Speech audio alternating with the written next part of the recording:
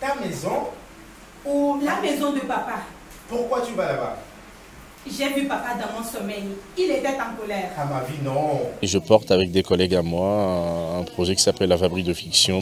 Et ça fait 5 ans à peu près qu'on a initié et développé ce projet-là. Le projet s'articule autour du processus de la création théâtrale, c'est-à-dire depuis l'écriture, puis l'assemblage des moyens, c'est-à-dire la production, la création et puis la représentation du spectacle de théâtre. On va inviter des gens qui écrivent du théâtre, des auteurs et des autrices, à séjourner à Lomé pendant 3-4 semaines, puis s'intéresser à un endroit de la ville, comme ça. Et on demande aux auteurs et aux autrices qu'on invite d'inventer une pièce de théâtre et d'imaginer que l'action dans la pièce de théâtre se déroule dans cet endroit-là.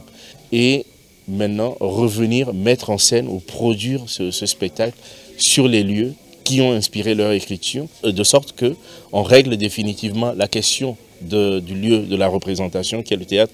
Et finalement, ce lieu choisi va devenir notre théâtre à nous et on est dans un décor plutôt très réaliste. Je devais me promener dans la ville et essayer de trouver un lieu qui puisse provoquer une espèce d'étincelle pour l'écriture d'une pièce de théâtre. C'est ce que j'ai fait, donc ça m'a pris à peu près 1 semaine ou 2 avant de trouver le lieu. Et donc j'ai trouvé une espèce de maison qui est un peu en démolition, avec sur le terrain, il y a 2 statues qui sont prises dans le sable.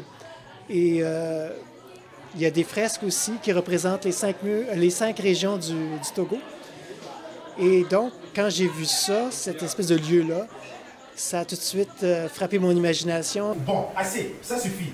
Tu ne devrais pas être là de toute manière. Cette maison ne nous appartient plus, alors s'il te plaît, rentre chez toi et va dormir. Elle passe vers les fresques au centre de la maison, puis elle entrevoit une montagne de sable. Oh non! Quoi encore? Les statues. Quoi les statues? Ils ont déversé du sable sur les statues. Les statues ont du sable jusqu'à la taille. Mais elles sont toujours en place? Oui, mais tu ne trouves pas que c'est un manque de respect? En fait, l'histoire parle un peu d'un frère et d'une sœur dont le père est mort, qu'ils ont eu à vendre la maison familiale qui appartenait au père. Et ce père-là a demandé quand même, il avait comme mis dans son testament que si la maison était vendue, il souhaitait que les fresques soient conservées et que les statues soient aussi gardées intactes dans peu importe ce que le nouvel acheteur ferait. J'avais envie de présenter 2 personnages qui ont des visions différentes. Donc, un qui pense que son avenir est ailleurs et que l'avenir est meilleur ailleurs, et quelqu'un d'autre qui pense que son avenir est ici et que ça va être mieux de rester ici. Donc, je voulais mettre ça aussi en opposition pour essayer de comprendre, en fait, pas pour juger les personnages, mais vraiment essayer de comprendre ces 2 façons-là de voir les choses. Moi, je faisais ma petite promenade vers 6 heures du matin. Et ce qui m'a intriguée, tout d'abord, c'est que le lieu avait une clôture en verdure. Au contraire de toutes les maisons maintenant qui battent des clôtures en dur, là-bas, c'était des arbres. C'est l'effet dramaturgique, drame de l'endroit même qui m'a intriguée et qui m'a poussée à me poser des questions. C'est quoi ces tombes? Pourquoi ces 20 tombes ensemble? Est-ce que c'est quelqu'un qui a une autorisation de la municipalité pour avoir son cimetière privé? Et puis, je voyais aussi des jeunes adossés sur une tombe en train de fumer. Et je me demandais, est-ce que ça se fait ça au Togo, d'être sur une tombe et de fumer dessus? Mais en même temps, il y avait beaucoup de vie autour. Et donc, voilà, c'est comme ça que j'ai choisi le lieu là, parce qu'il m'a fait... il m'a intriguée, il m'a fait cogiter un peu, avoir beaucoup de questions. Quand tu passes dans les rues les plus tombées de Lomé, tiens ton regard pour moi, s'il te plaît. Cherche Kofi. Tu te souviens de lui? C'est mon fils aussi. Ses cheveux doivent avoir poussé. Quand tu le vois, si tu le reconnais, essaye de le faire venir.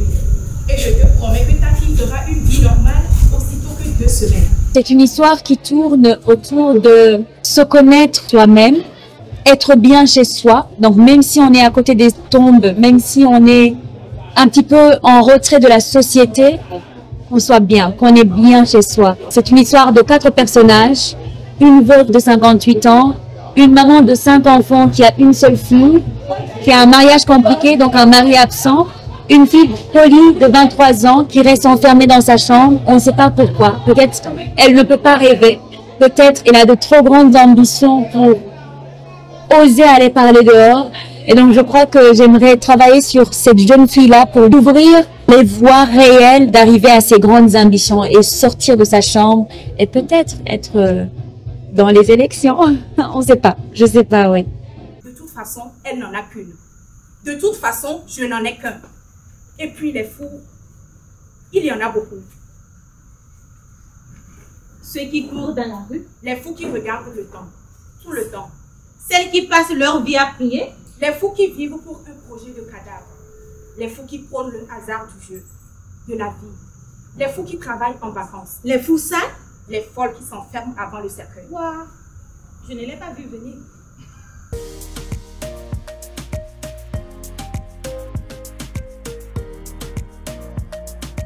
Pendant 3 semaines, on m'a accueilli ici à la Villa des Écritures où j'ai exploré des lieux. Et finalement, mon choix s'est porté sur Baie. J'ai commencé l'ébauche de ce test qui n'est pas encore abouti, qui n'est pas encore fini.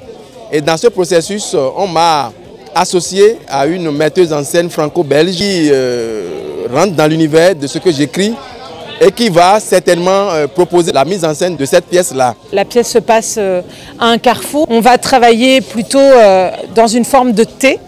Donc on ne sera pas sur le carrefour en entier parce que j'aimerais qu'on ait une perspective sur une des rues qui est très belle et qui permet de voir des personnages arriver de loin. Puisque les guerres naissent toujours d'une révolution, il revient aux nations qui les génèrent de les prévoir afin de mieux les étouffer.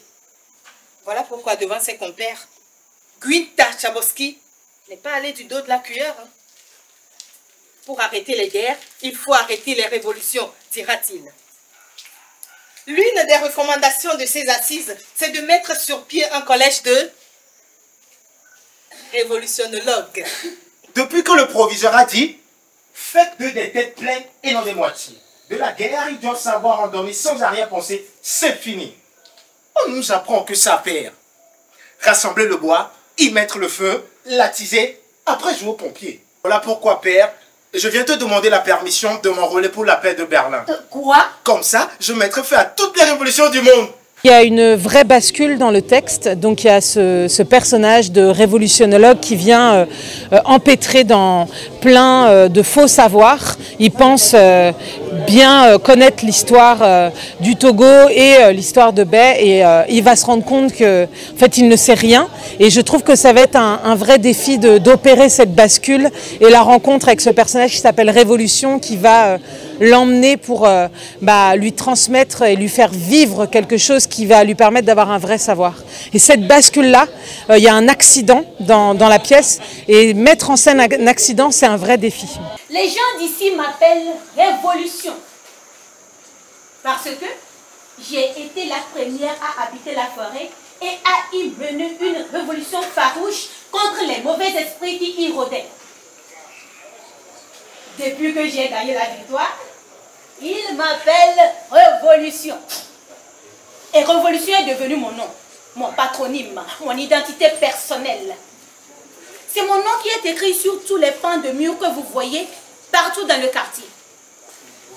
Quand je tue un mauvais esprit et prends son sang pour toiletter le quartier, les gens d'ici, en guise de remerciement, badigeonnent mon nom partout, partout. C'est un texte qui fait réfléchir et qui est très poétique. Et le lieu choisi est un lieu emblématique. C'est une invite à la réflexion sur nos valeurs et nos cultures. En citant les noms que je cite, je ne m'amuse pas. C'est pour qu'ils montrent le chemin à votre esprit dont le cri depuis le carrefour nous parvient. Comment on appelle déjà votre agitation? C'est que j'ai besoin d'aller à l'hôpital. Il n'y a pas d'hôpital ici. Quand on pense à un auteur ou à une autrice, on va à la rencontre de son écriture, on va essayer de lire des choses que cette personne a eu à écrire par le passé. Et en comité, on regarde si la poésie de l'auteur ou de l'autrice peut matcher avec le processus de la fabrique de fiction, la parole qu'on peut porter, qui peut avoir de la résonance. Et en fonction de ça, on fait les choix des gens qu'on invite. Quoi? J'ai 16 ans. C'est très bien. Moi aussi j'ai 16 ans. On ne peut pas se marier. Papa, dis-lui. Tu sais bien que ce n'est pas possible. De se marier à 16 ans? De vous marier tous les deux. Mais papa, Nous sommes amoureux, nous voulons nous marier. Qu'en pensez-vous, jeune homme? Que je suis jeune? Mais oui, je l'aime, elle m'aime, faisons ça. Faisons ça? Eh bien, c'est que je n'y ai pas réfléchi, mais c'est pas tous les jours qu'on rencontre une Akosiwa comme ça. C'est-à-dire comme ça? Têtu. Ah, tu aimes les têtus. Je cherchais un lieu qui soit encore en travaux, dans lequel je puisse travailler sur les phénomènes de double vente.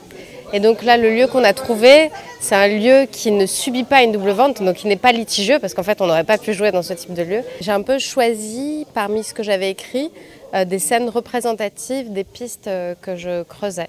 Donc il y a la poule qui parle et qui présente Akosiwa. Il y a la rencontre d'Akosiwa et Marie, leur amitié qui devient un peu plus qu'une amitié. Et il y a ces deux hommes qui essayent de récupérer leur terrain, ou en tout cas qui ont peur qu'on leur vole leur terrain. Et il y a l'histoire d'Akosiwa à Bassar, comment elle a essayé d'échapper à un mariage qu'elle n'a pas voulu avec un homme plus âgé. Pas joli tout au-dedans de moi. Joël, tu l'aimais pas du tout, même pas un petit peu. Ce que tu veux être fleur bleue. Moi, les hommes, je ne les ai pas vieux, mais pas vraiment jeunes non plus. Entre les deux? Je ne sais pas. Je vois pas comment on peut décider que les hommes, on n'en aime aucun. Regarde là. Ils sont pas mignons à les regarder tous là. Bon, tu vois. Oui, mais je tombe pas amoureuse. Ça vient pas. Mais ça met pas 2 secondes. À part si tu as un coup de foudre. Mais un coup de foudre quand même, il faut au moins 4 secondes, non? Là, on vient de finir la phase de résidence d'écriture et généralement, on demande aux auteurs et aux autrices de nous envoyer les textes au courant fin février, c'est-à-dire qu'ils ont encore 3 à 4 mois pour finaliser les textes. Et à partir de là, on commence par rassembler les équipes de création, scénographes, comédiens, comédiennes et puis tout ce qui entoure la création pour répéter les textes et les créer en octobre 2024. Ça va être la prochaine étape. Et les spectacles vont jouer pendant une semaine. La Fabrique de Fiction, nous, on se positionne comme un festival résident de création. On ne fait pas de la diffusion directement. Une fois que la création est faite, on propose un temps festif où on montre les spectacles. Mais il arrive qu'une fois que les spectacles sont créés, on va regarder un peu tout autour de nous les festivals qui existent ici et là, les plateformes, les lieux d'accueil, pour voir à quel endroit quelque chose peut matcher et essayer de construire un calendrier de tournée.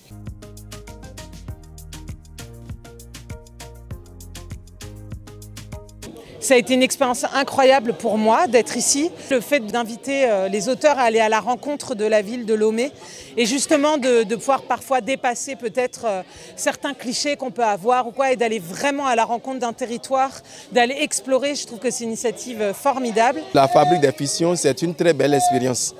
Et ça permet à nous les auteurs dramatiques d'avoir de la matière et de renouveler encore notre écriture parce que ce qui est percutant, ce qui est très convaincant dans cette approche que propose la Fabrique des Fictions, c'est d'écrire en lien avec un territoire. L'expérience de la Fabrique des Fictions est une